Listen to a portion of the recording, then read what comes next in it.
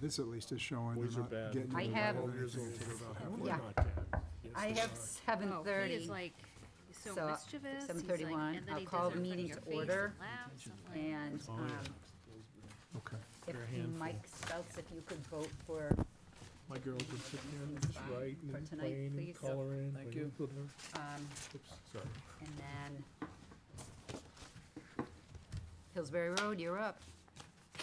Okay. I'm surprised Kevin's not here. I can't imagine why.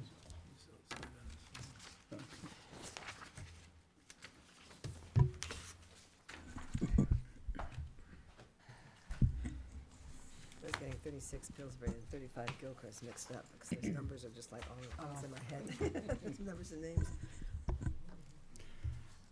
Good afternoon. My name is Will Nuccio. I'm a development project manager for the Procopio Companies out of Middleton, Mass. We're here in regards to 36 Pillsbury Road development, the northern portion of the Woodmont Commons development. With me tonight, I have Jay Tinnis from VHB, he's our wetland scientist, Ben Zoller, our project engineer from VHB, and then Attorney Gandia from Divine Millimet. So to give a conceptual high-level plan, and then I'll hand it over to the engineers. The 36 Pillsbury Road development was originally plotted for 250 single-family homes in the 2013 Woodmont Commons PUD. What we're actually going to do now is we're going to do 250 single-family homes for rent. It's what the market really needs at this point, more than a bunch of 250 single-family homes. Allowing that to be all rentals, it actually allows us to be a little bit more malleable with our design and actually be a little bit more sensitive to the wetlands than you would have been on the original that Jake will talk about with 250 single-family homes. Excited to be here. Our team's really excited, and I think we have a fantastic engineering and legal team. So, Jake, take it away. Thanks, Will. As Will said, I'm Jake Tinnis from VHB, Senior Environmental Scientist, Wetland Scientist in New Hampshire. I was out on the site last year, and we delineated wetlands. And we noted that the majority of these wetlands are located within what's an existing apple orchard. Most of the apple orchard is no longer functioning as an apple orchard in that trees are largely deceased or dying anyway. If you look at this screen, you can see several figures. The first figure is what Will described as the planned unit development, and that was something that was a potential build-out scenario for the site. I think you said 2013, was that? Yep, 2013. Approximate time frame. And as you can see, they have a green space through the middle, which sort of lines up with where the delineated stream in the middle figure shows. You'll note that on that middle figure that you can see where the wetland boundaries are. Those are in green, and there's a thread of a stream that runs down through the middle of the site. The largest wetland is associated with that intermittent stream, and it's intermittent because it's not flowing year-round. In fact, when we were out there, it was rather dry in most locations, but there was ponded water and slight flow in a few areas.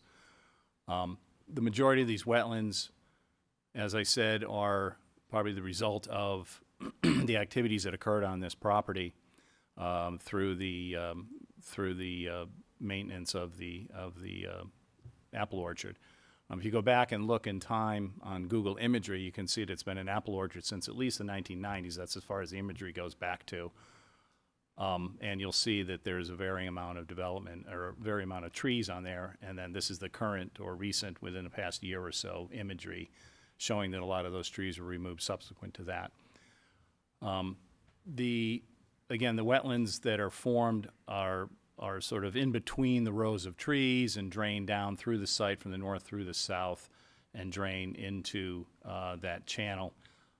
The stream channel itself appears as though it was excavated or material was removed anyway, probably to enhance drainage through the site and kind of direct it in a southerly fashion towards the center, and then it veers off almost at a 90-degree angle to the west, and then further south along the western boundary where it's discharged via culverts and goes underneath Pillsbury Road to a much larger wetland complex across the street. What we found in the wetlands was that they're very low functioning wetlands when you key them out in terms of using functions and values assessments, in that they have a low variety of plants. The soils are all exhibited a lot of disturbance or compaction from the past agricultural activities. And, you know, they were on the drier side, probably because last year it was a bit of a drought. But they still meet the parameters for defining them as wetlands, in that they have the requisite plants and hydrology and soils on the site. So there you have the amount of wetlands shown again in the green. This amounted to about 8.46 acres of the entire 94-acre site. The intermittent stream is about a half of a square acre. I'm sorry, half of an acre in total area. And a number of the wetlands you can see that aren't connected to the stream are what they call isolated wetlands. So those are the smaller features you see up there, 1 and 2 and 3, or 1 and 3 and 4 and 5, I believe. And those are sort of disconnected to the main wetland feature. The wetlands, again, were noted to be disturbed and altered, meaning that there was rutting throughout. They were compacted because of machinery again. And it's probably a function of those activities that created these wetlands in the first place, because, again, looking back at historic aerials, all you see is a sea of green of apple trees, to be honest with you. What we're talking about here in terms of impacts is a small amount compared to what we had, what was possibly proposed for the planned unit development. You'll see on the image on the right side that the majority of the development lies within the upland areas. However, there's still developable portions of the property that lie in that sort of northern quadrant.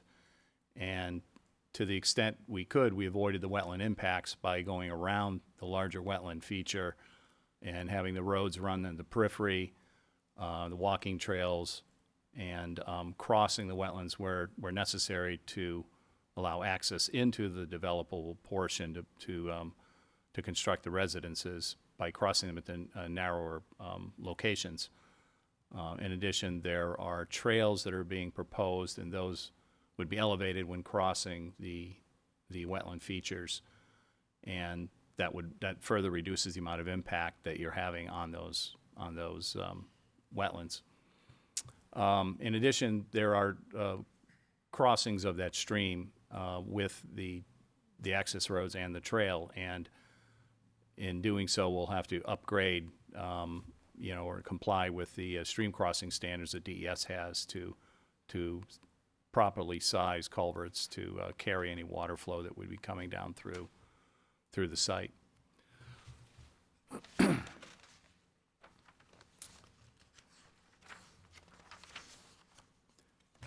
The wetlands, as you know, have buffers around them that are part of the conservation overlay district, a 50-foot buffer. The amount of buffer area is 11.84 acres in total. And what this plan represents is, in total, permanent wetland impacts of 20,727 square feet, which is about 5.6% of the total wetlands on the site. Temporary wetland impacts, and that's associated with grading activities and the installation of the walking paths or walking trails, would be about 2,000 square feet. The impacts within the conservation overlay district would be 176,000 square feet. Oh, okay. So that leaves about 34% of the site, or 32 acres, that would be undeveloped, left as green, open areas, but not having any development features, meaning no roads, no buildings, et cetera. Other attributes of the site. As part of the wetlands permitting, we have to screen for various things and look for various things when we're on the site. So we also noted there's no vernal pools. As I mentioned, the stream had very little flow when we were out there, although I suspect now there's flow because of all the snow melt, and this time of year it should be a higher flow. But there's no priority resource areas. There's no conservation lands. There's no impaired waters here, no designated rivers, no FEMA floodplains. We are screening for the rare species, and that indicated in the area south of the site, there was a location for wood turtle. So we have to coordinate with Fish and Game in terms of what they might require to make sure that there's no wood turtles on this site, although in our professional judgment, there wouldn't be because it doesn't provide the appropriate habitat. You have plenty of good habitat to the south of Pillsbury Road where there's a stream and a large marsh system. And also at the federal level, we have to screen for federally endangered species. Everywhere in the state of New Hampshire, you get hits for what they call hits when you screen for them. For northern long-eared bat and tricolored bat, now they added because that's a proposed endangered species that's been listed by U.S. Fish and Wildlife. So we'll be coordinating with U.S. Fish and Wildlife to find out what their concerns would be related to that. I can tell you from other projects what their main concern is removal of trees, and these bats could be possibly present on any tree in any given location across the state. So you have to make sure that if you're going to do tree clearing, it would be done during the winter time, and then you're usually okay. So for the level of impacts we're proposing through the state, there would be a proposed mitigation payment. These are all, I just want to state, these are all concepts that we're thinking about. So we're here to have you folks comment on what we're presenting, and we want to have a discussion about this project. This is by no means, going into, into production here. But we want to have a dialogue and answer any questions you have or concerns you have about what you have before you. And I have a lot more details on the wetlands themselves in terms of the plant composition, soils, hydrology, all that kind of stuff. I don't know how detailed you would like to get into of a discussion with those items, but happy to answer any questions you may have. If I can just say one more thing. So the site plan was actually submitted on February 21st. So we were initially gonna do the CONSCOM meeting the end of this month, but this being a little bit earlier, we thought that we could have a more conceptual meeting to what Jake said, and then we can come back next month once we actually hear your comments, and we can alter our design accordingly of what we can make work.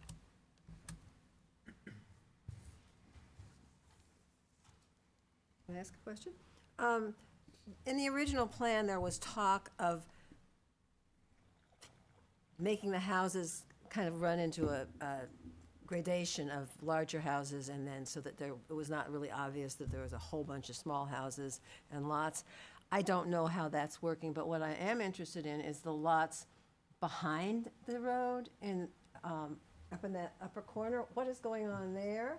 And is that another house? Are they bigger there, abutting the future neighborhoods next to it? On the northern side, That plan is not happening. Oh, I thought we were looking at that one. No, this is not happening. This is happening. This is what their original plan was. Oh, so And we then don't they have one, changed. there isn't anything that has houses on it or subdivisions or, okay, I No, get it. no. Thank you. I was using that to compare that What if you you- look at that I- earlier development, this is much less I just impactful of a didn't- proposal. I didn't make the connection, sorry.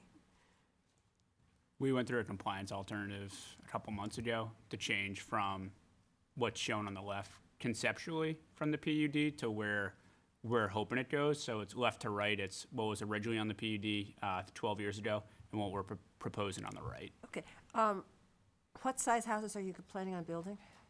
It's heavy two bedrooms. It's 2 and 3 bedrooms. There's really no 4s, and then there'll be a small percentage of 1s. Two stories or not for the ones maybe?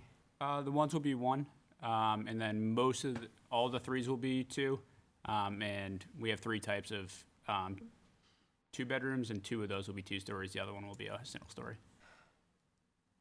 And what are your traffic plans? That's gonna be a lot of people going in and out. Yep. So we've done the traffic study for our individual lot. We've been in contact with John Troutier. Ben, if you want to talk to this as well, but VHB is doing the traffic study. They're doing the traffic study for the whole Woodmont Commons for Kevin Smith and the Woodmont Commons team. And then we are doing our own traffic study for our parcel of land, including the intersections that John Chartier asked us to study. So that all is, Happening.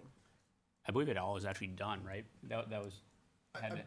Yes, I believe the counts have all been collected. It's just a matter of preparing the report now and, seeing how everything ties in together, whether it's the intersections that are around the property or, in the Woodmont Commons area that are also being studied.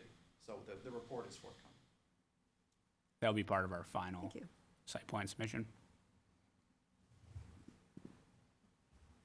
When you did the conceptual of this a month or so ago, you had these cute little pocket neighborhoods with all the fronts of the houses facing a courtyard. Yep. We're not doing that anymore. Nope, so it's still a cottage court feel. So as we work our way bottom right of the right image, I don't know, do we have any of the enlarged photos there? Or do we only have that one? This Done? PDF only had this one. Let me show here. Oh, I can see it better now. This will still be a common area here. This will still be a common area here, common area here. This will be a common area, but it'll be more of a wetland, so it'll be a walking path. We'll have a nice amenity area here, and then a common area here. So, there'll be walking paths from the outside houses to the common areas, but each pod will have its own common area.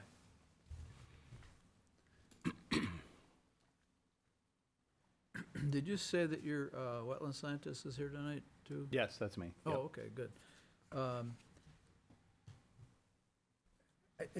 It seems to me that nature must have wanted that to be wet if they did some drainage ditches. And what I'm thinking is that if the land was left to its own devices, it would probably revert back to a wetland again, wouldn't it? Well, I think that's what it's doing. Some of the wetlands have developed, so I suspect if you had gone out there 5 years ago, there was probably less wetlands there. We've had more and more precipitation year over year. In general, the trend is going up. So wetlands are expanding, and there's signs of that occurring here because on the upper edges, you have a lot of herbaceous stuff, and those are the first things that come in. Sedges and grasses, wool grass, and that kind of thing. Purple loosestrife was out there as well. We noted quite a bit of that, so that sort of gets established quickly, tolerant of conditions. So this project kind of reminds me of, the World War II story about the Remagen Bridge and that it being a bridge too far. I really think that number one, I don't think that we can't even support, there is no allowed use for residential structures in the wetland buffer. We can do drainage things, we can do crossings, but the Conservation Commission and the Planning Board are not allowed to permit residential structures in the wetland buffer. Now, it is true that you've got the ability to ask to have the wetland buffer reduced, and if that were the case, then you could put them in, but I don't think that's a good idea. So I think what we got here is a wetland that's struggling to come back as a wetland, and some of the impacts here are gonna basically prevent that from happening. Can you explain why you didn't want to come in from Hovey Road on what's, looks like just to be a planned footpath instead of a road? It's a good, go ahead. Can I just interrupt for 1 second, just to clarify something about the regulations for the PUD? Yeah. Laura Gandy, attorney with Divine Millimet. For the PUD, there's the modification section, section 2.1.4. And in the PUD, it's modified for the Conservation Overlay District that allows construction of new structures as close as the edge of the jurisdictional wetlands. So we Right. are able to build structures in the wetland buffer. And I think this board's seen that with the Baldwins. I think they did something similar building into the wetland buffer. So this does allow us to go right too close to the edge of the jurisdictional wetlands per section 2.14. But I think, I have to look at it again myself, I think you have the ability to ask for that. We But do. the planning board doesn't have the obligation to approve it. You are correct. It's all part of the conditional use permit, but what it does, it just sets a different standard. If you think of the underlying zoning, that says, no, you can't do that at all. You only have certain Yeah, I uses understand. allowed. But this does allow for that flexibility for the planning board to allow it Right. as close to the edge of the wetland. Again, via conditional use permit, which has to be approved by the planning board. Right. Thanks.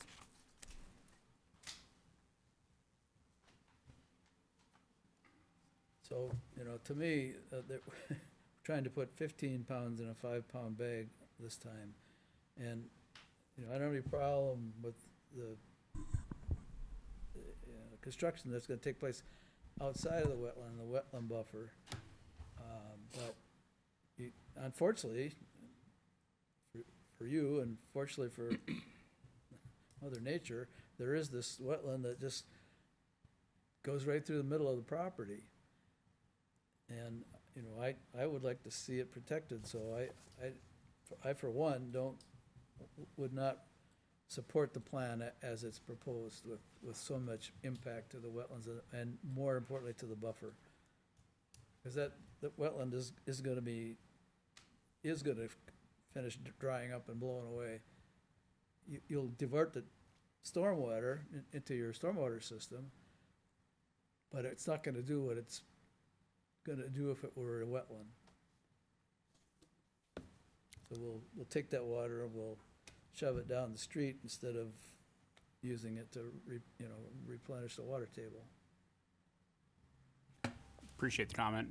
Yeah, our team has done a very thorough study on trying to stay out of the buffer as much as possible. But with today being conceptual, we can definitely study it a little bit more. So when we come back next month, we can see what we can do.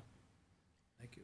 I'm sorry, did you say they were gonna be renting these houses? Not. Yep. Which actually, it gives us, as one plot of land, it actually gives the ownership group as one plot of land a little bit more authority that people aren't going to start moving fences. It will be maintained by one organization. So the wetlands actually will remain as is, or if you had potentially single-family houses, they could creep into the wetlands. So Well, they couldn't creep in if they weren't near it. I'll ask this question because Mike usually does, and he hasn't asked it. So, first question is, how many houses actually are in the buffer? I'm kind of doing a count, and I can't tell what's going on in a couple places, but it looks to be do you know that number? above a dozen, 15. Came up with 19. Okay, I was just eyeballing it. And there are several that could not be there, and that's, we always start to ask, can we arrange the plan in a different fashion to pull things out of the buffer, should the decision be made to allow the buffer impacts? So, I see several. I'm just throwing that into the mix, too. Absolutely, yeah. So if I can just talk about the western portion, there's about 8 houses there. Up at the top, Right here. yeah. There's, 8 or 10 houses there. So part of that was actually outside of the wetland buffer originally, but to try to accommodate the neighbors and obviously with 250 houses, we've talked to that whole neighborhood back there. So part of that creep into the wetland buffer is to try to accommodate some of the surrounding properties and some of the surrounding neighbors. So I know this is Conscom and it's different than planning board, but that was the intent of that area. So just trying to juggle those couple things there. So you absolutely have to have 250 houses. Why? That's what the deal is for. That's like what makes the property work with this prop. So it's a fiscal decision.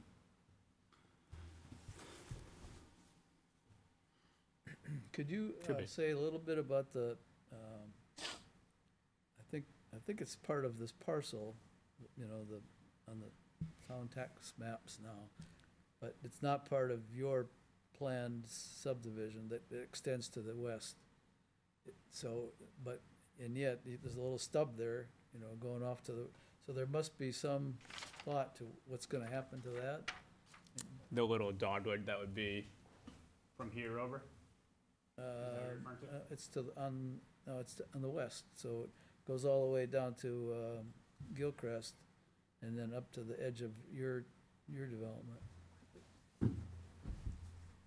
It isn't show on your maps, because it's not, you don't know, you're not apparently contracting for that bit of land, but your plan shows a stub going off to the west, right? Yep, so the Right there.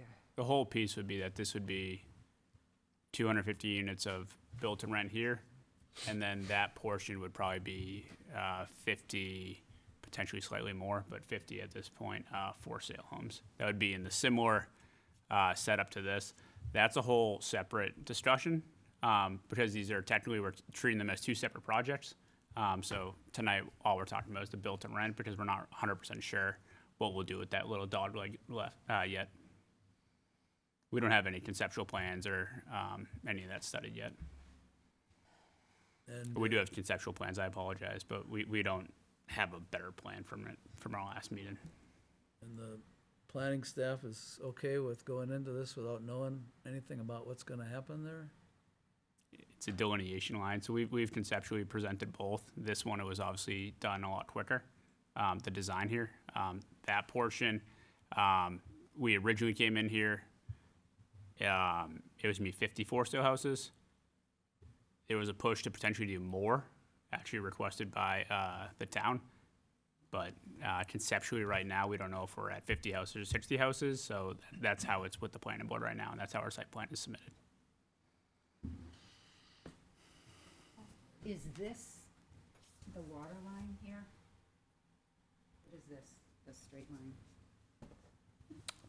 Oh, that's like an access road into the orchard. The water line is more on the left side here. It's hard to see, but Because it looks like you have a hard stop there that you didn't want to cross that for some reason. yeah, the water line runs right up here. This is the road that goes up to the tower up here. Because I'm curious why we didn't stick some more houses here so we could get them out of the wetland. There's a pretty significant grade difference there. So if you're standing up on the right side of the current orchard, where the grass is, right here. From here to here is, Drops I don't know the exact dimension, but I think it's a 20 or 30 foot drop off. So in order to have houses there, it would be a little bit precarious. So that road right there, the way it swoops in, that would be a decent slope all the way down. So it's not really buildable to be in that area. Plus you're putting a detention pond in there, right? There'll be a bunch of detention ponds, yeah. So you can see those, or stormwater ponds. There's one here, one there, and then you can see them speckled about.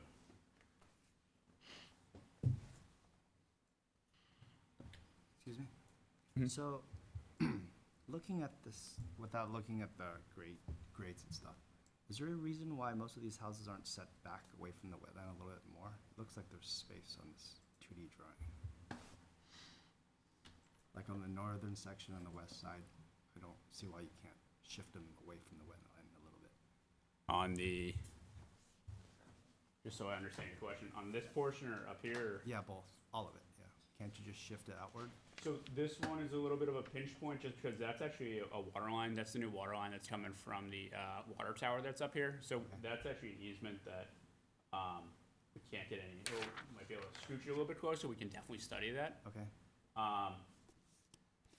These are pretty close to the cemetery, so trying to give them a little bit of room. And then there's residents here that we talk to. Just trying to be cognizant of the residents and everyone over there because they will look right into the development. So we actually originally had that about 100 feet off. We have a 50-foot buffer that we can't have structures in the 50-foot buffer around the site in the PUD.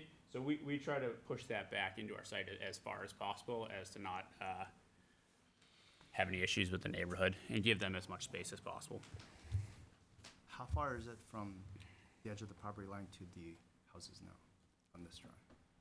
I don't know that exact dimension. I think it's probably 150 feet if I was going to guess, but I can definitely get that number for next time we come.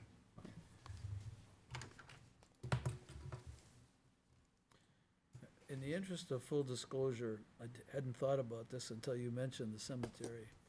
But I own a plot in that cemetery, which I hope not to use for a while. Just so you know, I'm sort of in a butter. I don't think that counts. Me too.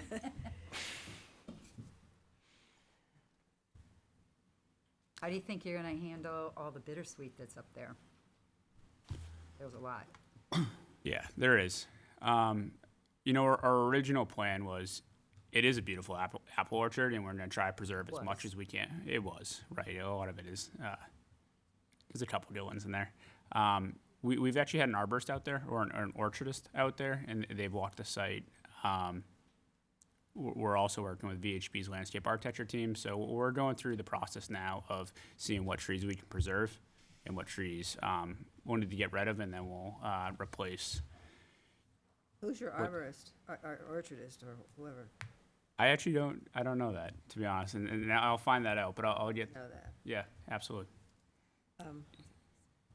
I still would really encourage you to see if you can come up with some way to get some of those houses out of the buffer. Because we're gonna have a hard time asking the planning board to support that because of our regs. Even if you're allowed to ask, we're also allowed to say no. And we're only advisory. Mhm. We all know that, but, you know, we've put the ordinance in to protect the wetlands, and if everything comes along and gets, oh, well, I guess we won't protect this one quite as much, you know, it just starts to nibble away at the protections. That's just my personal feeling. A lot of people assume that the buffer is just for the turtles and bunnies to frolic, but it's actually protecting the quality of the water that goes into the ground and ends up going all the way down to Beaver Brook, which is a significant aquifer. So to risk the quality of water is concerning, and these are renters. Renters are notorious for not caring what they do, and if they're just, I mean, these houses that are so close to the actual edge of wet, people come off their porch and dump their whatever in the wetland.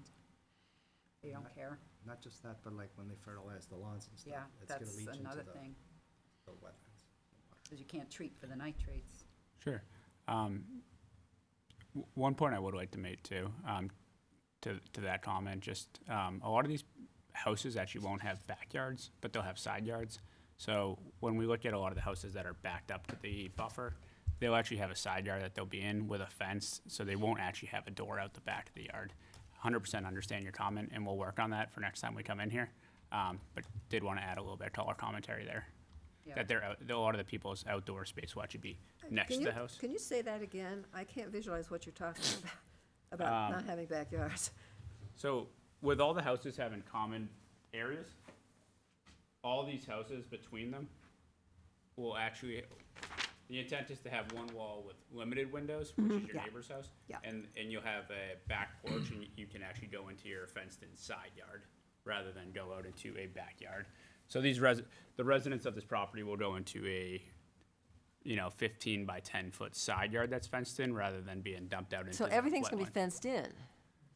Everything's gonna be fenced in? There'll be not the whole thing. There's gonna be small residential fences just so residents can have their own small little area. But each unit will have a fenced area. That's the intent. Boy, I'd love to see some conceptuals of that. How far apart are these houses? On average, they're about 12 feet, On the side to side? side to side. Yeah, So then the side yard is 6 feet?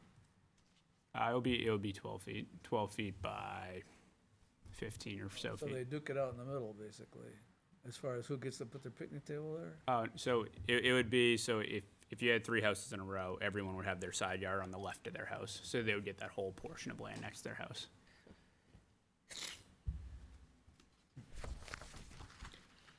In the simple plan, most of the houses have a small narrow projection coming off the back. Is that a stairway or, What In is it? most of them, it's a small covered porch, okay? which would then give you that cottage court common area. Because the intent would be that the front of these houses would be actually that common area, which we can provide some visuals. We've provided visuals at the conceptual site plan, but we can definitely bring some of those back Yeah, that next time if you're interested. I am, thank you. What are those little random squares in each courtyard? Those would either be, we're not 100% sure what those would be yet, but they would either be a pergola or like a fire pit area that each Okay. pod would be able to have a community around that.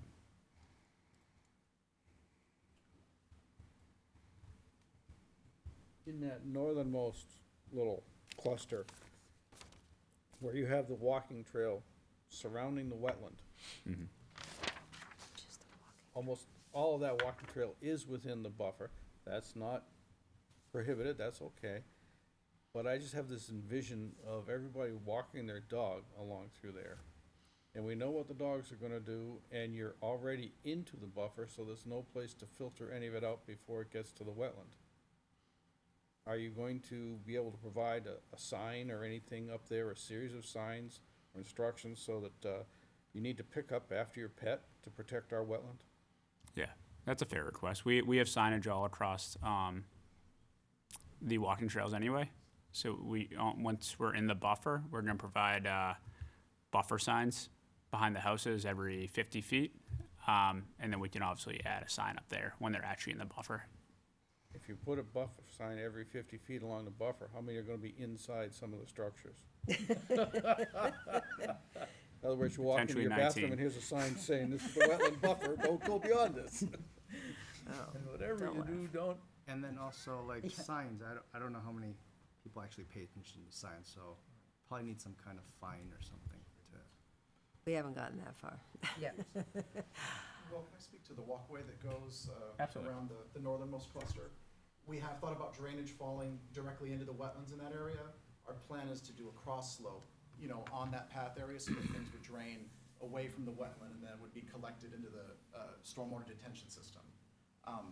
As the plan is currently shown, we're not planning on having any impervious surface drain into a wetland. It would all go through a stormwater system and then be treated per NHDES's stormwater quality standards. From there, that water would be discharged, you know, whether it's into a culvert that's on Pillsbury Road. Some of that treated water that would meet NHDES standards would be discharged into the wetland network. I know there was something brought up earlier about whether or not water would be taken away from the wetland network. We're discharging clean water into the wetlands in certain areas. So those are all considerations that we've thought of as well. well, specifically on that northernmost cluster, if you are trying to direct the flow off of that pathway away from the wetland, you are stealing all the water, or a lot of the water, from that wetland because that path is almost totally within the buffer. So you're gonna be collecting, what was that? Was it a 12-foot wide path? Is that what I saw? An 8-foot wide path. 8-foot wide path, I mean, some places that you've got the houses and stuff pushing down, so that path is gonna be 20% of the surface area around that wetland. And you're stealing the water from there and putting it off into a different wetland. I would say that it is, you know, mostly one continuous wetland network. You know, very much of it is still connected.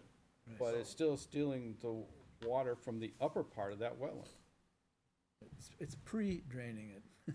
Yeah, you're pre-draining it before it gets to the wetland. It's, and then gonna flood it further down the wetland.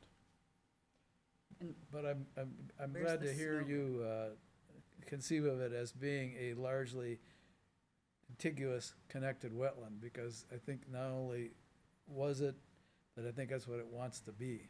Bridge my memory well enough on this. Would you like to see anything different with that path there? Just so I can get your feedback. Is there anything you'd like to see there? Obviously, you probably want to see it out of there, but I'd almost like to see the pathway be on the outside of all the houses up there, rather than on, right up against the wetland. put them on the backside of the houses or the outside of the houses. That's, you know, which way the house faces is up to a debate there. Sure. Yeah, let us study that, but that's a fair comment. Appreciate it.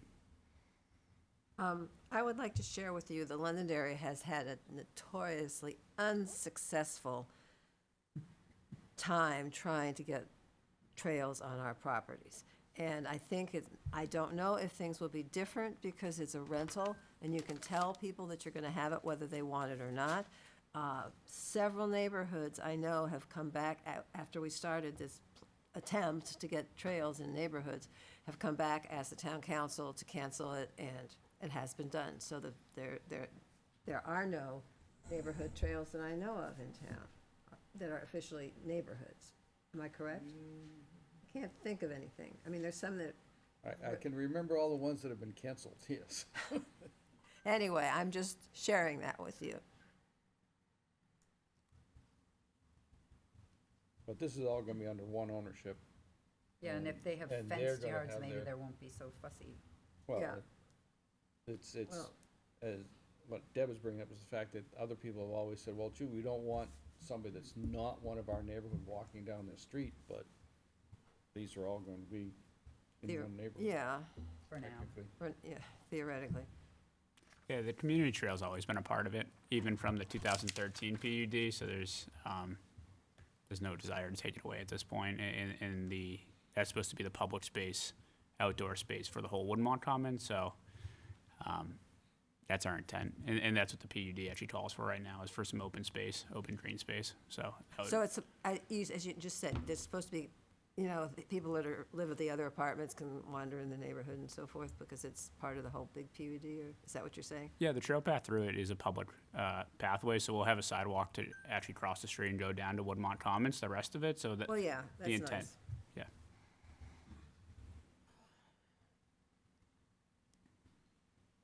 Do you have a plan for the slope and gradient of the development? Is it all draining into the wetlands? We do have the plan. Ben, you've designed all the grades, so I'll let you speak to that. So the natural topography of the site drains from the north to the south. That's, you know, the existing condition that's out there today. Very much of what we're doing is kind of preserving that trend. Drainage all comes to the south. The house, there's a bit of a ridge line on the three clusters that are on the eastern side. So you can imagine some of the drainage would go towards Hovey Road, and then some of the drainage would go towards the wetland network. So we're trying to, you know, collect that and detain it as best as possible. Yeah, general grades come from the north to the south. That, you know, dogleg that kind of sticks out around Hovey Road, the largest cluster that we have, it's, you know, kind of up on a hill, so to speak, and the entrance road is, you know, pretty significant in terms of grade, so that's why we kind of had to serpentine it the way we did. There's going to be a welcome building right next to that cluster as well. And the architect has, you know, taken great pride in, you know, preserving the views out of that building so that you kind of look down onto the site. I think there's something like a 40-foot drop in that area right there. So the grading was kind of designed for a variety of reasons, to preserve some of the views that are there, some of the natural topography that's there. I think Jake touched on the amount of open space in the whole property that we're not even touching, whether that's not doing earthwork, not adding any, you know, impervious surface or anything like that. It's a significant portion of the site that we wouldn't have to do any earthwork on at all. So I hope that answers. Yeah, I like to see the gradient area, the slope plans, because I want to make sure that the road salts and stuff don't drain into the wetlands as well as the fertilizers. We have, the road network is, you know, crowned traditionally. Yeah. And then we're proposing a Cape Cod berm on either side, so that drainage doesn't come completely off either side of the road. It's, you know, kind of contained there. And there's a flow line so that that drainage doesn't get into the wetlands. Where would the snow end up? We have a snow storage plan that was in our drainage report that was submitted for design review. That can be provided, or, It might be in one of the larger packages. okay. It was previously submitted with the drainage report as an attachment. And there were calculations too that go along with, you know, how much volume of storage we think is gonna be required for storage. There are areas that are marked out throughout the plan. Plan for reducing salt usage. Reducing salt usage. We can study that, yeah, we haven't really gotten too far in that area. With all the wetlands, that would be nice. You're probably aware that the town has a quota, so to speak, of chloride that we have to live within. You haven't had that conversation with the engineering department? We've had an introductory meeting with John Trottier. His questions were more transportation related to the roadway design. It didn't come up in that meeting. I'd urge you to talk to him about it, find out how he's gonna, the monkey that's on his back is to limit chloride to the amount that we're allocated. And so he has to try to figure out how to do that with not only the public salt that's being laid down, but the private. And this is gonna be a private road, is that correct? That's correct. Yeah, so Yep. that'll be of interest. And then, Mike, I wanted to ask, I looked on the town website and I didn't see the 2025 fiscal presentation by Woodmont Commons PUD. Has that not taken place, or did it just not get posted yet, do you know? I don't know, I can check though. Yeah, I was thinking maybe that'll give us some insight into what the overall plan is for this tax parcel.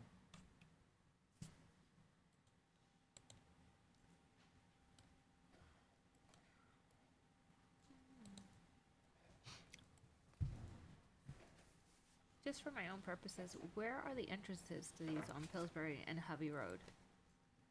There's two entrances just on Pillsbury. So the main entrance would be right across from Michael's Way. That's the one that's, Yeah, there's a existing road there that's obviously dilapidated where they used to go in, so. Yep.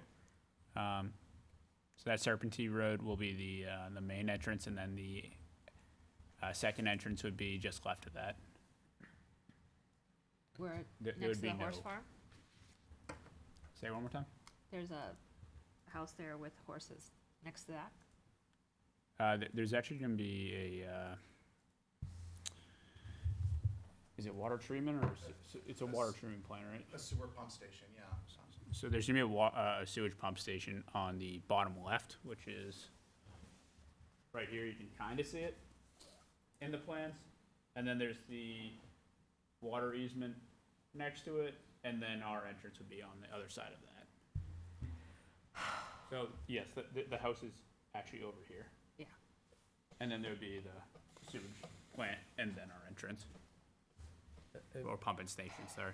Have you talked to the owner of the house next to the sewage pump station?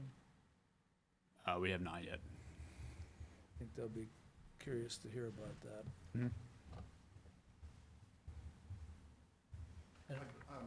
I believe that pump station was already pre-planned. I think I've seen the plans for that particular pump station. The town of Londonderry, I believe, is putting it in. So I believe it was a pre-planned endeavor. It's a good point, yeah. So the sewage pump station was there before we even just got going on moving this project forward. So that's part of Londonderry, not part of the project. But isn't it on the land that you're contracting for? It is. The town was given an easement to put the pump station there. Okay. So with these two entrances or entrance exits, what is there's probably going to be a light at Michael's Way? That will come out in the traffic study, depending on, That's a lot of cars to be going in and out there, because it's getting used quite a lot now. Do you think people are gonna, I just, if I lived there, I would try to figure out the fastest way out, Do I go up? Do I go, do I, whatever? And did they take that into consideration? yeah, so that will, I don't want to be too far over my skis here, but once we do the traffic study for the whole development, in the final submission. Just there's a lot to see here. Yep. Are any of the roads in these pods one way? Oh, good No, question. they're all two-way. I didn't hear the answer to that. All two-way. all two-way. Oh. So would that be a way to, at least on the clusters, get a few extra feet of room? We make them one way? We can study it. The road dimensions were approved in our compliance alternative, but we can study it before we come back. There's gonna be bicycle paths along the main roads? So the roads are intended to be like country-style roads. So the bicycles can be on the road. The public paths will also be a packed down dirt or similar. So they can also ride their bikes on those. Obviously not road bikes, but you could do either or. Well, the principles and standards and the development plan or in the PUD document itself says of this sub-area, accommodations for bicycles will be provided along or parallel to the primary street network. Shared use of streets will be permitted for all other portions of this sub-area. So I'm assuming that the primary street is the big loop, is it up north and south connecting to Pillsbury, right? Yeah, the main street will actually be a loop, so we'll loop all the way around. I believe, and Attorney Gandia, correct me if I'm wrong, I believe that was part of the compliance alternative, is that the streets were, the compliance alternative was to adjust the streets to have bikes and cars on the same road. I mean, is it gonna be like the one, like Michael's Way with the stripe? Are these conservation questions, just out of curiosity, are these planning board questions? I believe they're conservation questions. I'm looking for ways to shrink the width of the streets to make it so they don't have to do quite so much buffer impact. Can I speak to, the street network was designed in accordance with the Londonderry subdivision standards. There's language in the site plan regulations that say if you're doing a private road, they have to be designed in accordance to the subdivision standards. I didn't see any usage of a one-way street listed in the subdivision standards. So they were. It brought up another thing in my mind, and this is a conservation question. Lighting, are you going to have required lighting on the houses on all night long? That's gonna be a lot of light, and that's one of the things we've always been concerned about, getting downcast lighting in parking lots and to limit it as much as possible. I don't know what you've got planned for that. We haven't studied the lights on the house yet. We have lights on the intersections per the compliance alternative, but the actual PUD calls for lights every, I think it's 40 feet or 50 feet. It would be like a Christmas tree up there. This is not, with streetlights, that's not how it's gonna be. This is gonna be way less lights. And that's from talking to the neighbors, and we don't want it to be super bright. From the houses, I can't speak to that at this point, because we're not that granular on the house designs yet. Yeah, well, remind me to ask him again the next time.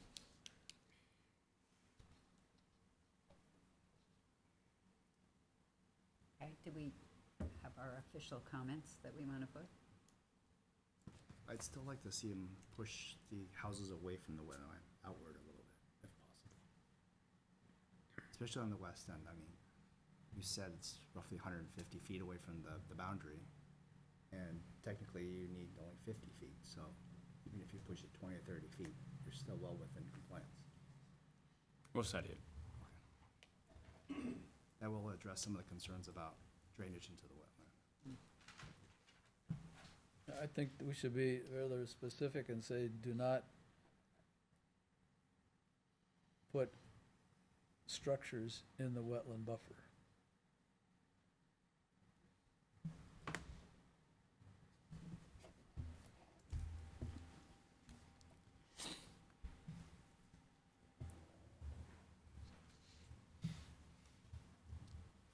And try to get the walking paths further away from the wetlands.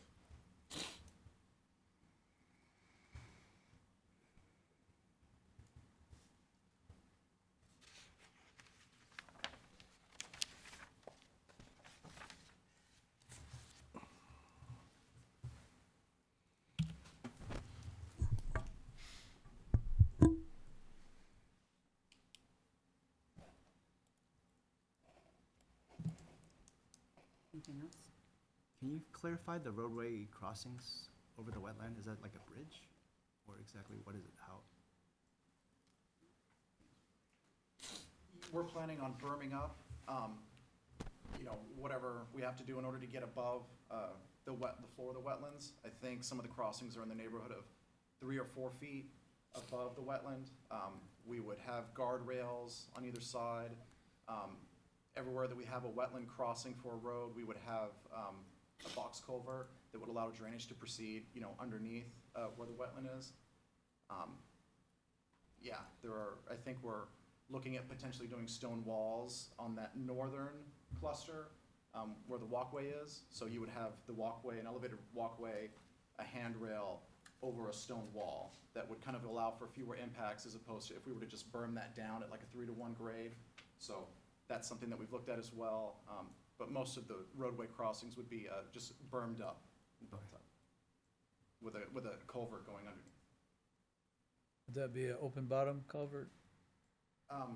We've designed them in accordance with NJDES's stream crossing standards. They say that you have to be able to carry the 50-year storm event. And right now, we're able to do that with a 4-foot by 2-foot box culvert on every wetland crossing. So a 4-foot by 2-foot concrete box culvert is what we have proposed at the moment. I'd like to have, recommend to the planning board that we substitute open bottom box culverts for the closed one.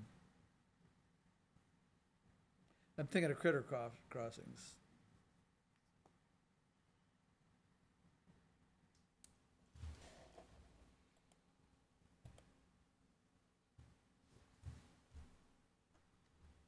Good. Could I make a couple of comments? Thank you.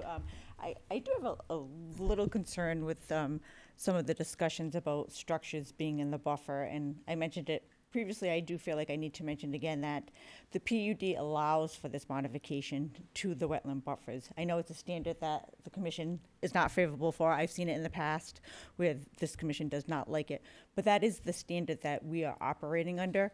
So it's a little bit challenging for us to have a standard and then been told, well, we don't like the standard, we want you to do something different.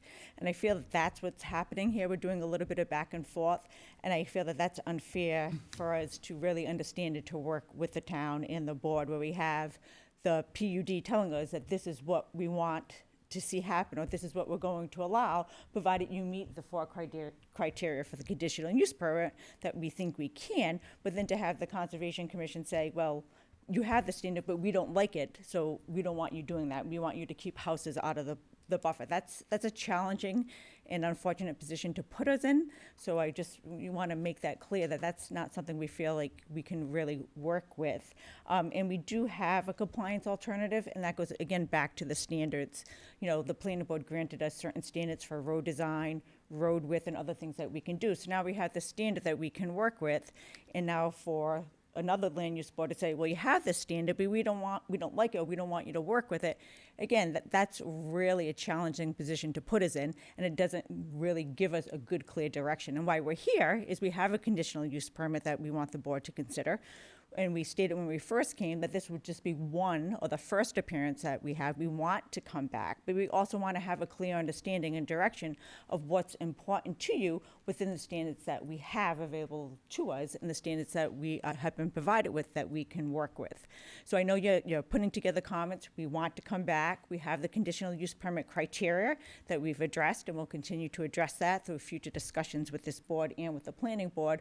But I just want the board to be, this commission to be sensitive to those standards that we have and how it sees us working within those standards, that we can have a fair and equitable conversation with this board and with the planning board.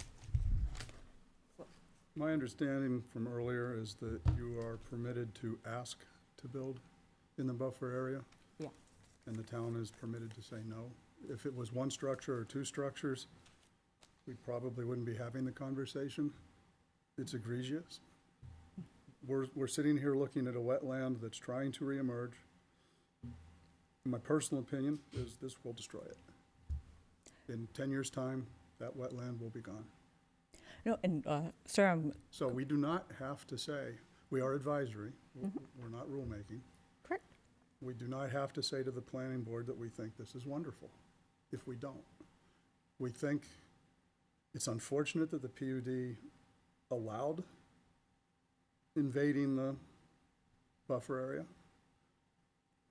We have at times, when rational steps were taken, allowed minor intrusions. I don't remember ever seeing a plan like this. And I've been doing this for something close to 8 years, I think. This one, you win. This is tough. And our criteria for standard developments is you absolutely cannot invade buffer areas or wetland areas purely for financial gain. This is 100% for financial gain, 100%.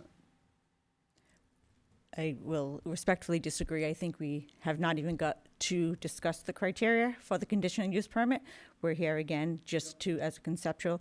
And when I hear statements saying, you know, it's unfortunate that that's what the PUD says, but that's what it says. We didn't write that. And that's fine, and you're Yeah. allowed to ask for relief from it. No, and I understand that, and I just want the board to be mindful and cognizant that we are permitted, and the intent of this particular standard has been modified from the town's original zoning to provide with more flexibility, and the whole heart and soul of the PUD is to allow flexibility in design, and that's why there's that modification page, section 2.14, to allow for this, so that intent is there, and that goes to how we present our criteria for the conditional use permit. And I understand 100% that the planning board can deny it, but again, we have standards, whether they're unfortunate or not, we like them or not, that's not for us to weigh in on. Those are the standards we have, those are the standards that we need to work within.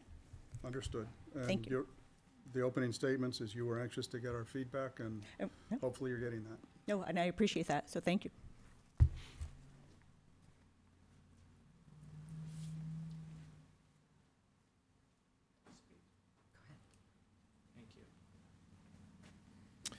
Kevin Smith, representing the current owner of the property, Pillsbury Realty. I have to echo a couple of things that Laura said. First, I do find it somewhat concerning that this board, in my opinion, has asked planning board questions, some planning board questions this evening that are not of the purview and jurisdiction of the Conservation Commission, whether they're traffic issues, Deb, in all due respect, lighting issues as a purview of the planning board, issues to have to do with whether it's rental versus market properties. These are all purviews of the planning board. I find it very egregious that two comments have been made tonight that this is being done to benefit the developer financially. I'd like to remind the board, they are proposing 250 units. That density number is allowed in this subsection of the PUD. In fact, more units than this are actually allowed if you add in the accessory dwelling units. They are not proposing any accessory dwelling units. They are not going over the number. They're staying within the number. So this number of units is allowed. They're not doing it for financial gain. They're doing it because this is what the PUD allows. We very much like this proposal for two reasons. Number one, that picture here on the left, that was what's in the PUD. Under this proposal, there's substantially more open space that comes into play than what was envisioned in the original PUD.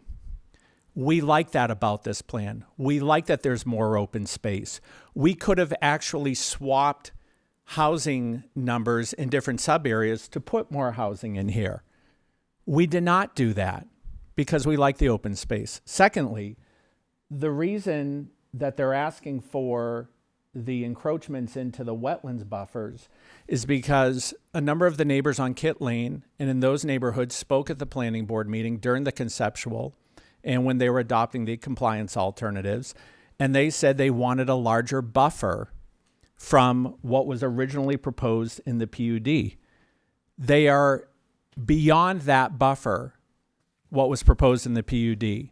So they're further away from Kit Lane and those other neighborhoods in that area under their current proposal.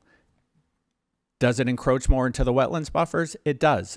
Is that allowed under permission in the PUD? Yes, it is. And certainly this board doesn't have to recommend that. We totally understand that. but there are solid reasons why they are asking for these different criteria. And I respectfully ask that this board take that into consideration. Thank you.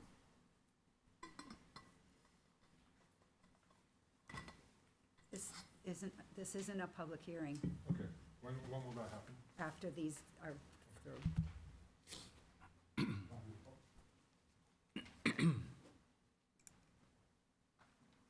All set? All set? Thank you for your time. Appreciate it. Thank you. Thank you.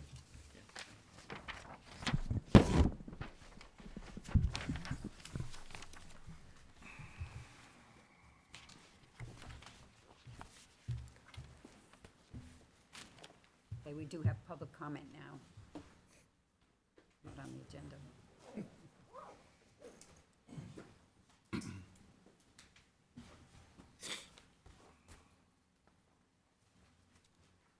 My name is Bob Lees, 21 Kit Lane. Been there for 47 years. I was there before it became an apple orchard. It was just a nice wooded area. My kids grew up. I don't agree with any of the PUD development that goes on in town, but that's just my feeling. I thought it was wrong for the town when it was proposed. Everything going up now in town, 1,300 units on Auburn Road, 1,000 up by the airport, what's going on in Gilcrest. I can't do anything. I can worry about my neighborhood.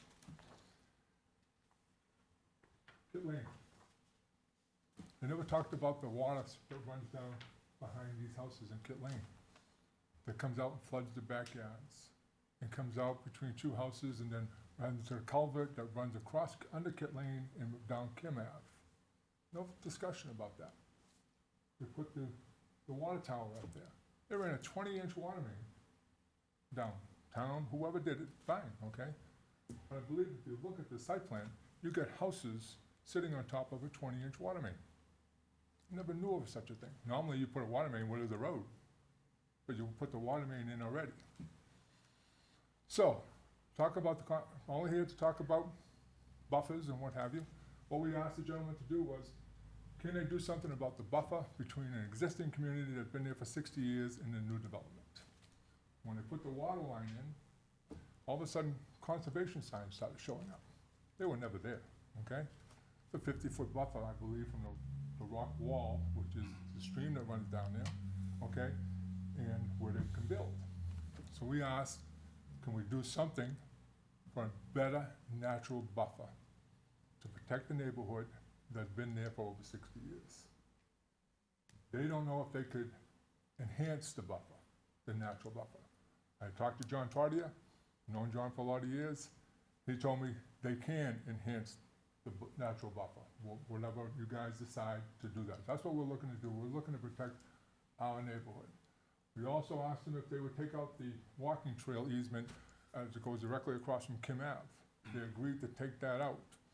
I thought easements were for power and water and stuff of that nature. I didn't believe an easement was to put a walking trail in to access another neighborhood. I really don't. Maybe I'm wrong, but I didn't think that was. I have an easement in the back of my house for power lines and stuff of that nature, future development, but never been used, and I've been there almost 50 years. So. Any thoughts on that stuff? Any questions? Can we do something with buffer and stuff of that nature? Am I correct that you kind of got what you asked for here? They said they would. I'm asking, can we put this in writing so we can make sure they do? They said they didn't think they could touch the natural buffer or the conservation area, the 50-foot buffer between the stone wall on the backyard of the abutting houses. Okay, there's a stream that runs down there, okay? And then they put the signs in now where they put the water line in, okay? And I'm asking them to, can we put something in writing that they need to enhance the natural buffer? So you're Something looking like that to be put in. for them to plant more trees or Plant more something? trees, whatever, something, because they did change some of this plan when we first talked to them. I have the original one they gave me, we met, they actually did come out in the street and talk to us and what they wanted to do, and they talked about changing the locations of the houses and stuff of that nature so that the lights are going this way. But this is what we always thought we were getting, that was abutting our neighborhood, was 1 acre lots, and we were gonna be looking at somebody's backyard and somebody's pool and stuff of that nature. not happening, not happening, okay? So we were asking about the lights, coming in and what have you, to divert some of that stuff that's going on in this 250 houses. That's 500 cars at least. In that buffer that you're talking about Yes, sir. wanting Yes, Deb. to enhance, what's growing there now? This Just the scrub, apple tree? right? Yeah.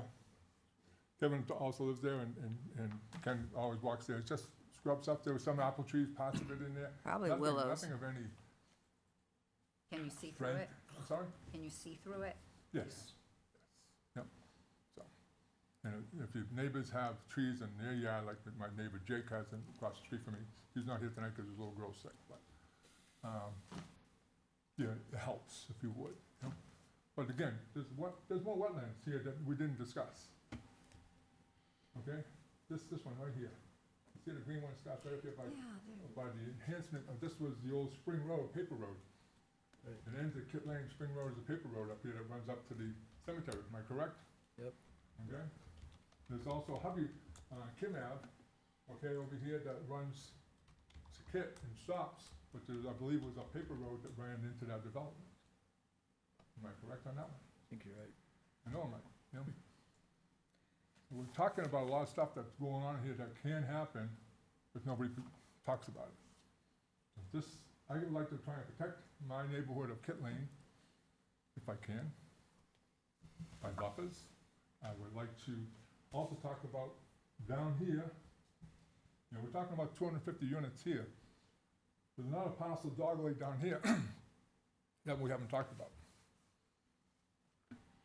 And you guys talked about it a little bit tonight, but there's a big part of it, the water that goes down there, and because it comes out on Gary Drive, and it flows out on Gary Drive, and it goes down to Pillsbury, okay, and it goes across the street, okay? So there's a lot of stuff that goes on in there, there's water that runs down, a lot of stuff. And to infringe on that, I think is crazy. I agree with you that, again, I've been there 47 years, I've been walked through that area for forever, and to destroy the natural beauty of the area is crazy. Now, I know if they meet the certain requirements, you have no, but I think they have to be good neighbors. And Yes, some of the drainage issues, though, are more of an engineering solution than what we can do. This is a wetland area, this is the drainage. Right here, you can see it all in green. Mm. You know? They didn't talk about this one, we only talked about the ones in the middle. Yeah. But that's because they're not impacting, or they don't have an impact on that one that you're pointing to? Have they? No, because they won't build on there. But I'm just saying, there is additional wetlands on that property. Yeah. Okay? They're not building on it because now all of a sudden we made that a conservation. No, it doesn't. Back here, It they were goes gonna all build the way right to the down. rock It's a regular wall. stream. Oh, okay, Now, 14 years later, okay. it's changed. We all thought we were gonna get 1 acre lots with, we all live in splits and gambrels and what have you, starter homes. Not what's being built today in Londonderry, okay? But we thought that's what we were gonna get here all these years, and like, people have bought their houses that abut this property, thinking that that's what they were gonna get in the future when it got developed. Not so much. So, is it safe to say that your message to the commission is, don't make them push those houses any farther west toward Kit Lane? Leave them where they put them. They then put them and enhance the buffer. Again, we had them change this, the gentleman, the designer, has changed this section, because if you look at the old plan, I have it right here, there's a loop here. And all the streetlights were gonna come this way, and right into the backyards, into people's houses and what have you. And that's what we're concerned, you have this roads that run in here, all the traffic coming in and out, okay? That's why I said, can we enhance this buffer? So we don't have to deal with all the cars and stuff of that nature. Just to try and deflect some of the light. So in your view, try to still pin this down, if what you saw up there, I hope it's the same thing that we have, it's, like, right, no, all the way on the right. Yeah. Does that do it for you?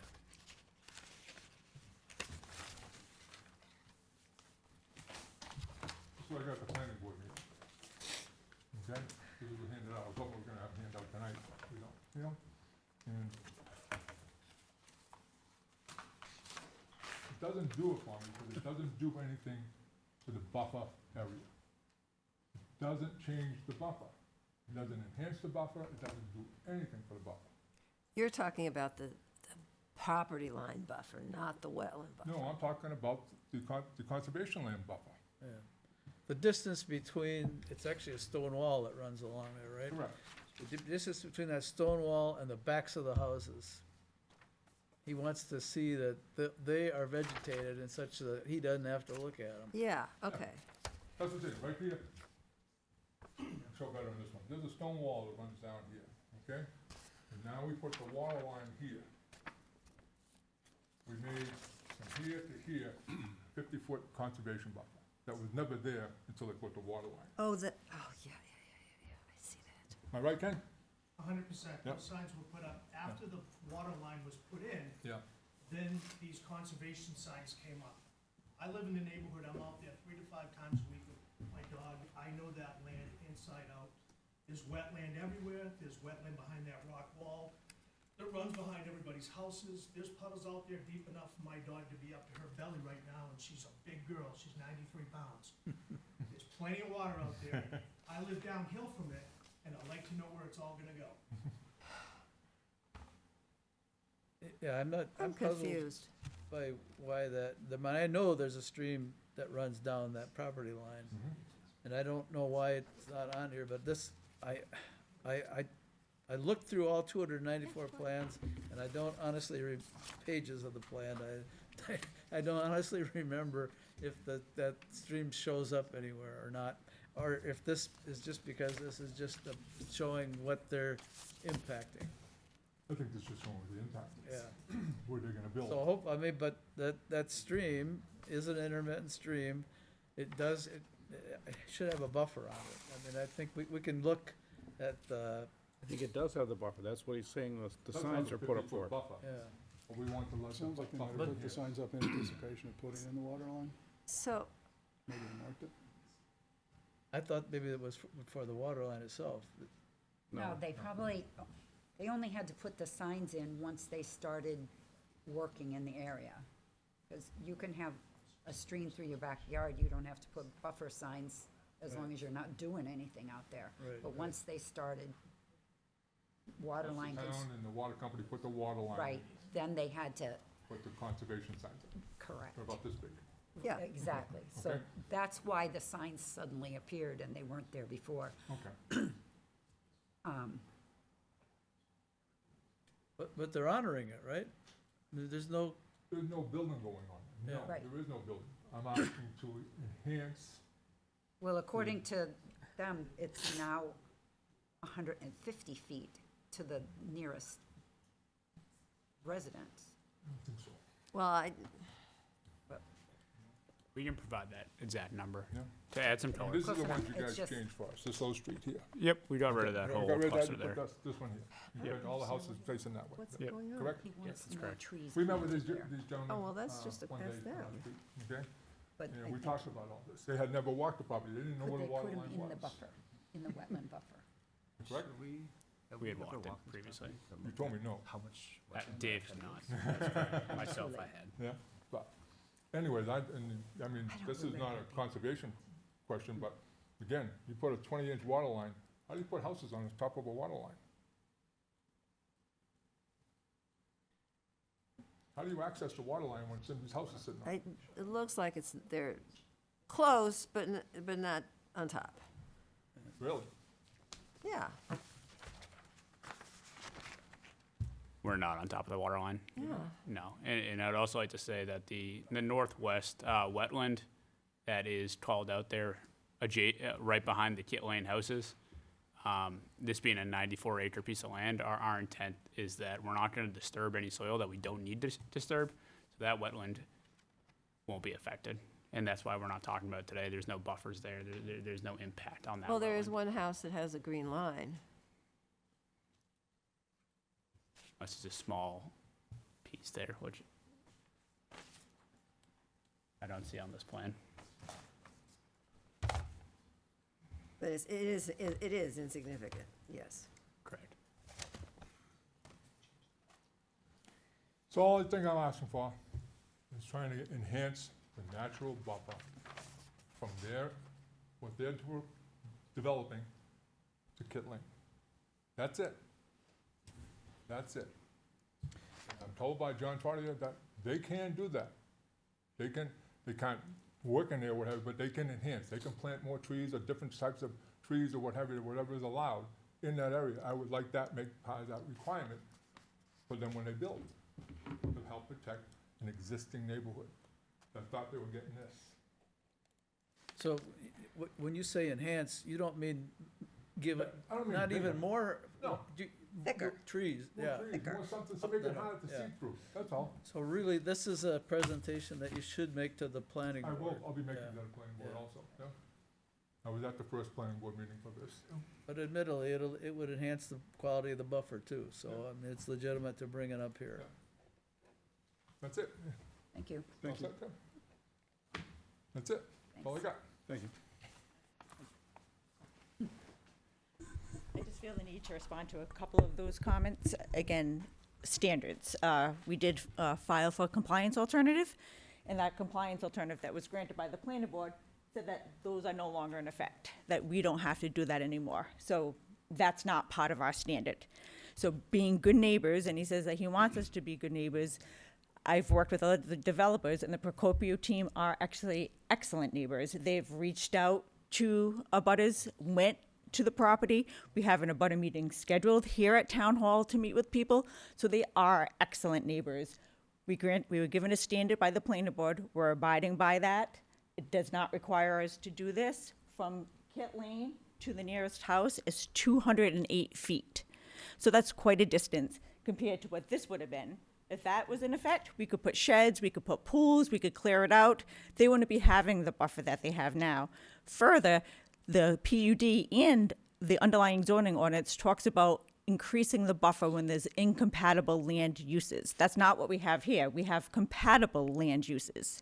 So any increase in buffer is not even within the jurisdiction of the planning board to do, because there's not incompatible land uses. We have residential uses abutting residential uses. We are trying to work really hard with them. We've moved houses away, and now, you folks are maybe not be happy with us. So again, we're doing our best to be good neighbors. We have a drainage plan that's submitted, that's under town review. We have the easement, that's a private matter. There's no houses on the easement, but if there was, that's going to be between the Procopio team and the easement holder. And as far as the access easement, there's access easements granted all the time. I've drafted many access easements, whether it's a shared driveway or any other type of access easement that allows people to get from point A to point B. And just so the planning board's clear, he's talking about this right here is actually a paper street, a paper road that was created when Kit Lane was developed to allow access to this particular piece of property. So it's actually, you could call it a public right-of-way, a paper street. So we were thinking, to be good neighbors, that maybe the people on Kit Lane wanted the ability to come in and enjoy the public trails, to be excellent neighbors. So that's what we're trying to do. Thanks.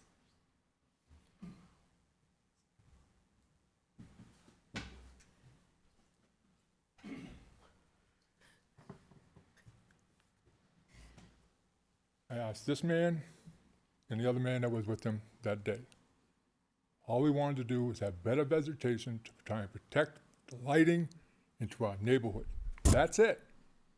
They said they couldn't touch the conservation land. I then came to ask John Trotter, can they do that for us? If they want to do it, they can do it. That's what I'm told. So I'm here to ask you, can they do it if they so desire to do so? Can they plant trees in the overlay district? We certainly have asked people to do that when they've disturbed, in temporary disturbances. We've asked them to plant wetland grasses in certain areas, and there's certainly shrubs and trees that are appropriate to grow in wetlands. Willows. I know for a fact that there are more willows out there than you can count. So willows would be probably fine. And she wants to talk about 208 feet house to house. That's fine. I don't know, I'm not telling, Yeah, but I'm just saying. I don't want to get into that. I'm just saying that Yeah. we're trying to decide whether you can do it. It's allowed. It's allowed. Okay. So we don't need to worry about, Even if there was only one house over there, you're not talking 10 houses 200 feet away from you. You're not talking another 40 cars. You're talking a couple of cars, 3 cars per house.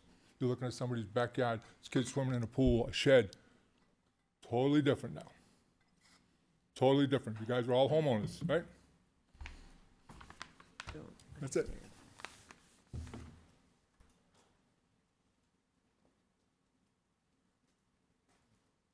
are we done with this? Can we Any other? move on? Yeah. Oh, no more public comment? Can- Uh, Thanks. Can we, if we can still add another comment to the, what we're gonna make to the planning board regarding this plan, we should add the fact that, that any impact plans should, the plan set in general should show the stream that runs along the western boundary with its associated stream buffer. Just so nobody, I mean, if you didn't know, if you just landed here from Mars and you came to our meeting and you looked at this, you wouldn't know that that was there.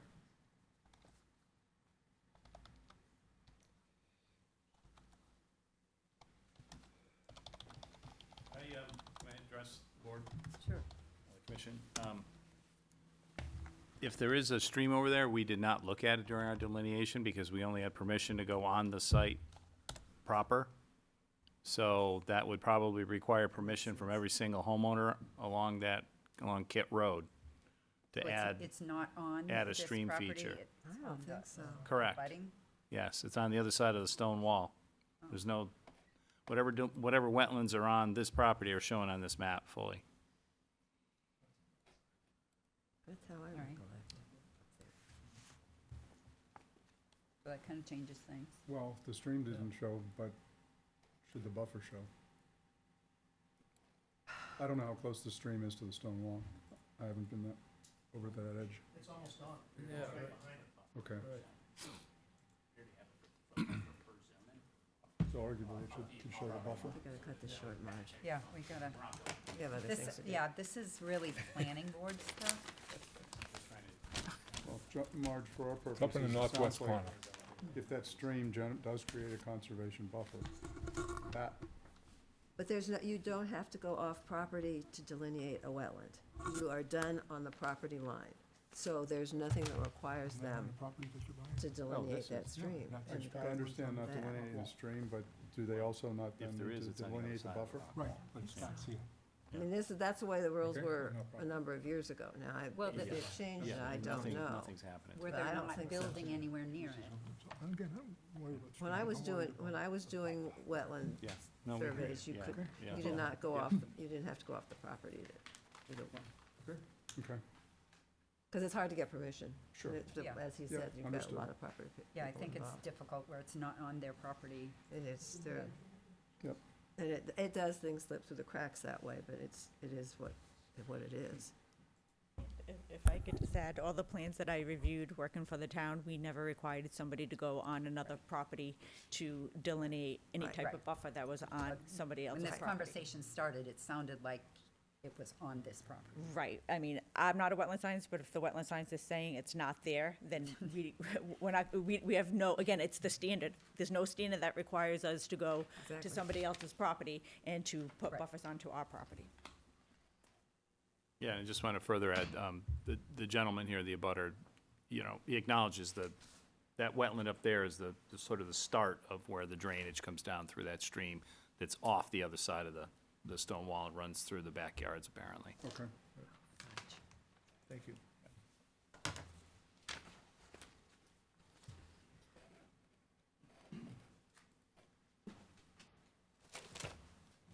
All right, on to old business. Can I just add one other thing? We do want to come back, so we'll reach out to town staff about coming back to address the concerns and have a more in-depth discussion about the conditional use permit. Sure. Okay, thank you.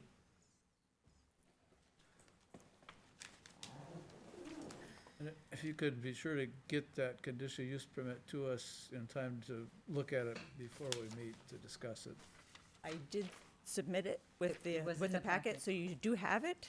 Yeah, that's where I got these maps from. Right, so we did address the criteria, and it's there, but based on the discussion, we may have some changes to that.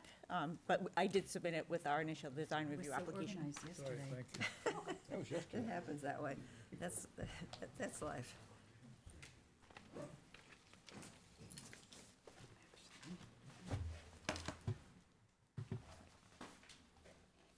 Um,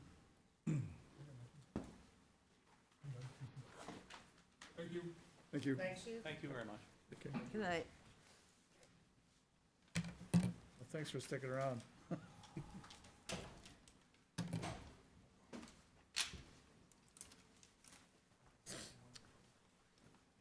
Well, What'd you lose? the estimate for the boat launch, Didn't come with you. I have no idea where it is, probably on my desk. So, we are so close. We met with the boat launch company and finalized the permit, we had to record it with the county, which I got that done. And we've put a deposit down on the original Thank you, Mike, for design helping us of the display that. boat launch, You're welcome. but we've since had to make it smaller. And so the balance owing is now only, what, $1,200 or something? But it's only 5 feet wide, 4 feet 6'7" wide. Is that bigger? Well, that sounds bigger than what you just said. Well, it's narrower. It was too, No, it's not as long. It doesn't extend into the pond. well, it's also only one panel wide. Yeah, It used to right, be instead of 2 panels being wide. So, 13. knowing that at least one resident in that area is in a wheelchair and is interested in fishing, we also thought it would be prudent to add what's called curbing along the edge of this boat launch so that a wheelchair would Wouldn't s- not roll off the edge and into the water. And that's the estimate that I don't have. So we were supposed to approve the remaining balance, but do you remember? Do you It was have like a 2,000. ballpark figure we could do no Yeah. greater than? Yeah, I thought it was we- like $964, something like that. Oh, So was it? It was, yeah, it was, if we did a not to exceed 2,500, I think that sure would we cover would it. cover it, yeah. All right, Are you making that as a motion, Mike? I will. I'll second it. okay, any further discussion? All in favor? Aye. Motion passed. We should specify that that's to come from, Open space space protection. fund. Fund. Space, yeah, I think that's where we, Well, the it's rest of it, conservation protection. Yes, which, this company's pretty amazing. They're nationally distributing, Just drove by and they make a lot of stuff, and Gilchrist. we're lucky enough to have them local. Drove by Gilchrist today. Oh, excuse me. And then 35 Gilcrest, we have officially closed on that property, and the word is that the money is in the account. So, Okay. It's probably in transit. oh, yeah, whether, It has until to, it it shows usually up. takes a little trip, but So, I'm sure it's in the town account somewhere. yeah, so in the amount of 750? 750 is my understanding, so What's that mean? some, It's a long story. it's, I think it started 2 years ago. There was, More than that. More than that. yeah, The well, vote was 2 years ago, I think. that the property on Gilcrest, below where you go into McDonald's and Home Depot, there was some ugly old orchard with, They weren't ugly, they well, just it was got, were ugly with abandoned. the bittersweet. Abandoned orchard. Yeah. Abandoned or So, the person that owned it at one time had sold to the town development rights. Well, now he's buying them back. Oh. And then, At his old price. well, no, there was a negotiated price, and some of the money went to the town, but $750,000 went to the conservation to replace the conservation land, to find other land that we could preserve to make up for the loss of that land. So that's the money that we're getting. So to me, there is still a technical difficulty in that the town had voted to replace the land with land of equal conservation value, but we don't know where that land is, and so we can't really put a value on it. So the 750,000 may or may not be adequate for what the town voted to do. And I don't know how you get around that. I don't know if you got any guidance from anybody. Well, other than in numerous communications along the line, that $750,000 number has come up and been treated as if that was a Set final, in stone. which I know in the beginning it was at least 750. Right, that was the tricky And, part. but that does not, at least that part is not in writing anywhere.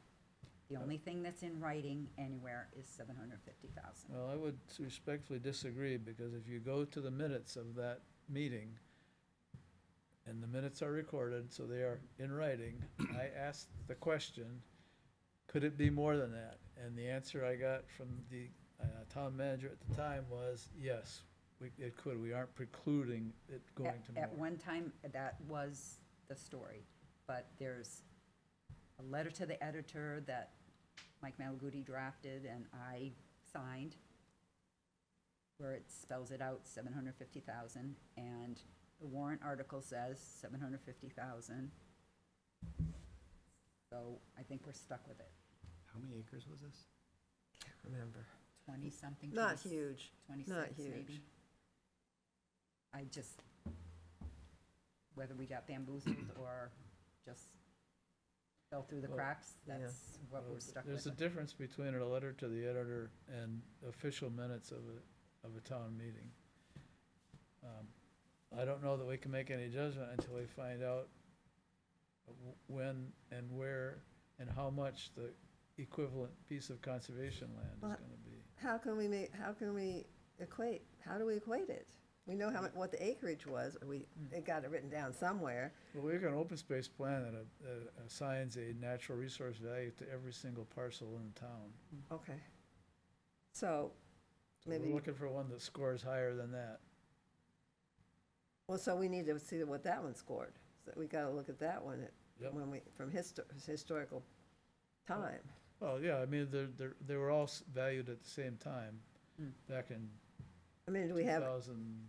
easy access to it? Where is this? That's, I can send you a spreadsheet. I mean, it's also on it's in the open space plan, I think, and on the town website. What is it, Mike? I don't know if I've seen that before. Oh, well, all that work we It's did buried on the town website. was buried on one of the shelves I in will, that corner. I will send it to you, Mike, and you can send it to everybody. Okay. All right. Yeah, and then, I don't know how we fight it after that. If we determine that, it should be $1 million instead of 750, what avenue do we take? And I think there was language in there that indicated a rough time frame, like, I don't know, something shorter than forever. Yeah, I know in some document, there is in writing the bit about a property equal or greater value, Yeah, that's in, conservation value, that appears somewhere that's in the warrant article. in the one allowing for the sale back to, Right. right? Sounds like you have some research to do for us, Mike. I already did it. Okay, so I sent just, it Yeah, to he's Marge. just gonna, just we have it. publish it. So, that's where we are with that. I think that's all I have. Have they started the Hickory Hill parking? The last time I was over there, they had Yeah, I not. meant to drive by, they were supposed to start a week ago. Yeah, as of, when was I there? Couple of windy days A week there. ago, Monday, it was not started. Oh, because that's when they were supposed to And start. the That's date- when it was really The date that windy, was though. on the sign for Musquash Day changed. It was moved to sometime, Well, I changed Mid-March. it that day. okay. So Um, that may be what I saw. Anyhow, not this past Monday, but the Monday before that, it had not been started, and I haven't been over there since. Just curious. Wow. I think, what was the end date? Somewhere around the end of March. Yeah, that's what I thought. And when I was there was a lot of ice and snow, and it would have been hard to do much. Hmm. It's gotten much easier. Yeah, in we the had last that big, big storm and wind. Right. At that was pretty point. bad. Have we heard anything about the ranger? They're gonna take their time to reassess the job yeah. description. That's what's in the minutes, so, that's from 2 weeks ago. Oh, yeah, so I imagine they're waiting to see what happens with voting today, whether they're getting their traffic control officers. And still dealing with the aftermath of the Planet Fitness shooting thing. So.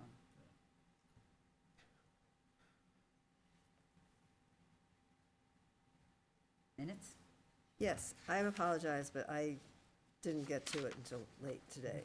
But, number one, I think we should add Leo to the present list. Oh, yes. Yes.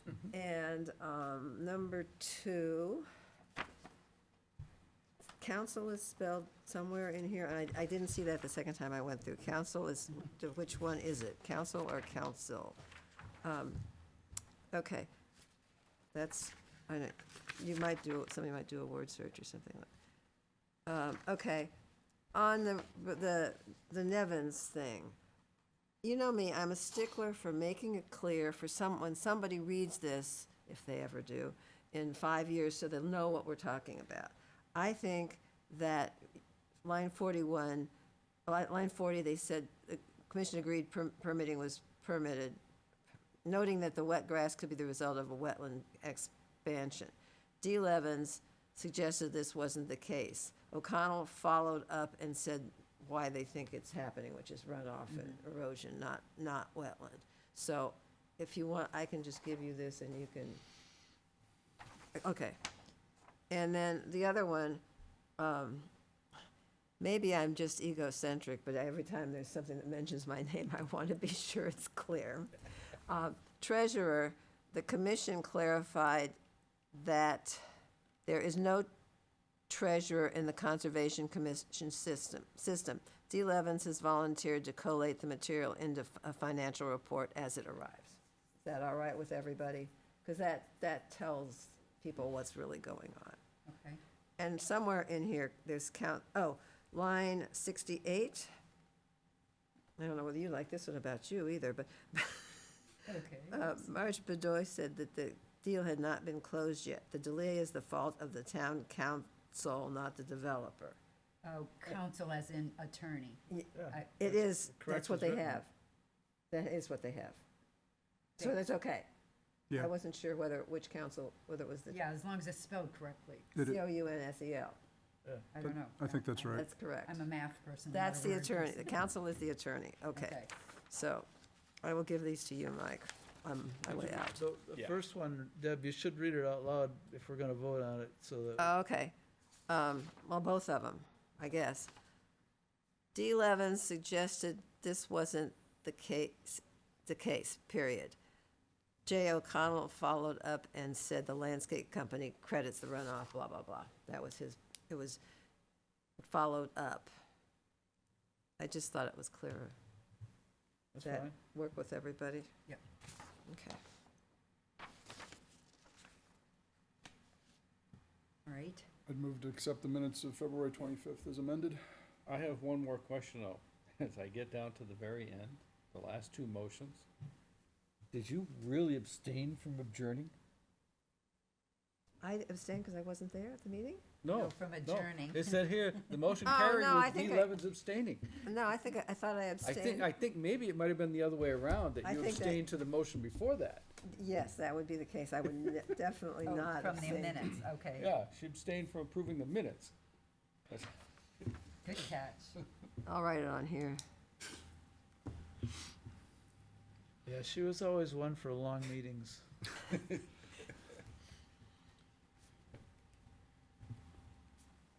And with that correction, I will then, I will second Jean's motion, or Bob's motion, whoever it was.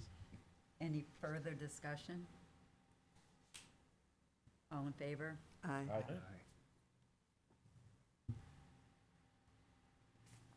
oh, Deb's got her hand down, so now I can make that motion.